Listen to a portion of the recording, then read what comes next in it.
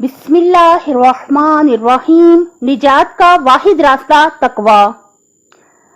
इससे पहले कि मैं किताब से बयान करूं, किताब का नाम है गुनाहाने कबीरा। शहीद महराब आयतुल्लाह सैयद अब्दुल हुसैन दस्ते गैब इसके राइटर हैं।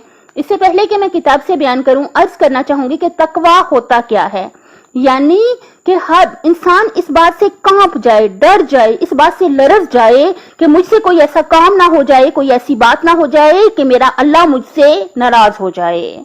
ये एहसास हम अल्लाह ताला से भीख मांग मांग के इल्तिजा करते हैं। ये एहसास हम में हर वक्त हम में ये एहसास जिंदा रहे, एक्टिव रहे ये एहसास। यानी हम इस बात को कभी ना भूलें, इस बात पर हमारा ध्यान रहे कि कोई ऐसी बात ना हो जाए, कोई ऐसा काम ना हो जाए कि जिससे हमारा अल्लाह हमसे नाराज हो जाए। यानी इस तरह क्या होगा, हम मुत्तकी बन जाएंगे।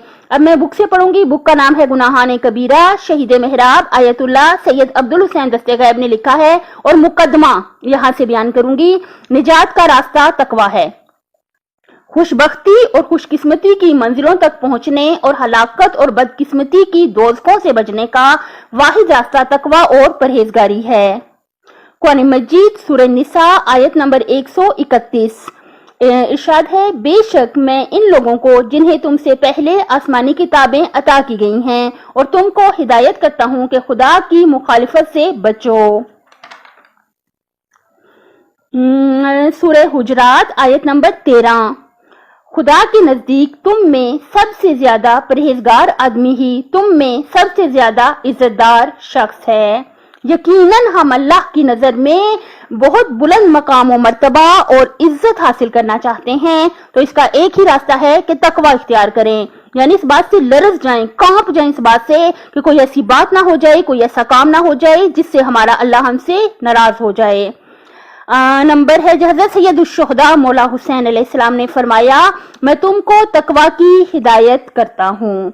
यकीनन हम सब प्यारे नबी सल्लल्लाहु अलैहि वसल्लम के प्यारे नवासे आका मौला हुसैन अलैहिस्सलाम को मतलब अपना आका और मौला समझते हैं, तो हमें चाहिए उनकी बात को भी माने कि मौला ने हमें तकवा की हिदायत की है और इंशाल्लाह कि हम तकवा इख्तियार करें।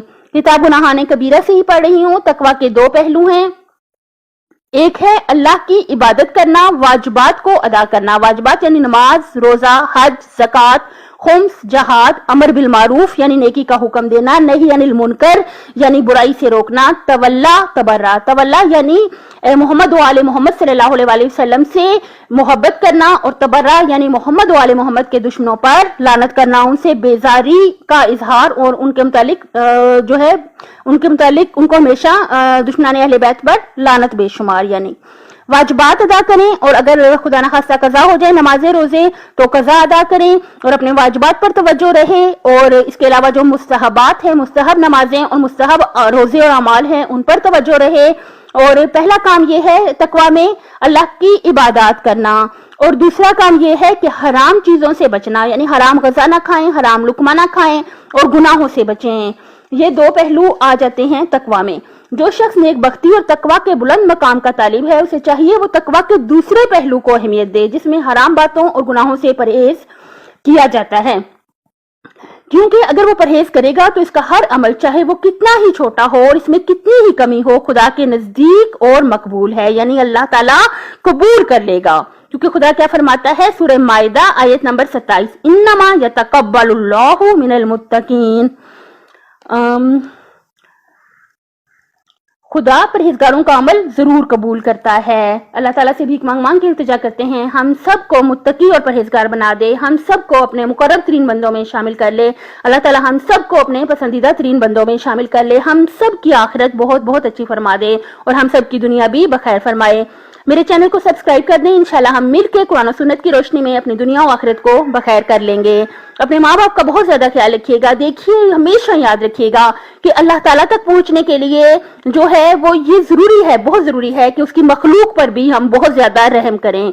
और हम सबको चाहिए कि जब भी हम अल्लाह की मखलूक के साथ अच्छा सलूक करें, उसका अजर, उसका सवाब, उसका बेहतरीन इनाम हमने किससे लेना है? अपने अल्लाह से लेना है, जो यकीनन जरूर अता करता है, नेकी का बदला जरूर अता करता है। ہے، نیکی ہرگز بھی ضائع نہیں ہوتی، چاہے ہمیں اچھا بدلہ ابھی ملے، چاہے 10 سال بعد ملے، اور چاہے آخرت میں ملے۔